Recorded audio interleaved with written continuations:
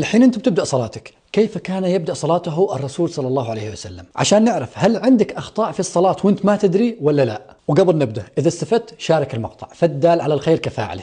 وبسم الله نبدأ. لم يثبت عن النبي صلى الله عليه وسلم أنه كان يضرب أذنيه عند تكبيرة الإحرام، إنما الصحيح أن تقول الله أكبر والكفين بمحاذاة الأذنين أو بمحاذاة الكتفين. ولم يثبت عن الرسول صلى الله عليه وسلم أنه كان يضع يده بهذا الشكل، إنما الصحيح أن تضع الكف الأيمن فوق الكف الأيسر بهذه الطريقة أو فوق الساعد، لا بأس بذلك. بتبدأ صلاتك وقلت الله أكبر. الآن تشرع في دعاء الاستفتاح. أدعية الاستفتاح كثيرة، ولكن أشهر ما ثبت عن النبي عليه الصلاة والسلام أنه كان يقول دعاء الاستفتاح: اللهم باعد بيني وبين خطاياي كما باعدت بين المشرق والمغرب، اللهم نقني من خطاياي كما ينقى الثوب الأبيض من الدنس، اللهم اغسلني من خطاياي بالماء والثلج والبرد. هذا كان المقطع الأول من سلسلة صفة صلاة النبي صلى الله عليه وسلم. لا تنسى مشاركة المقطع والمتابعة عشان تستفيد، ممكن عندك أخطاء بالصلاة وانت ما تدري.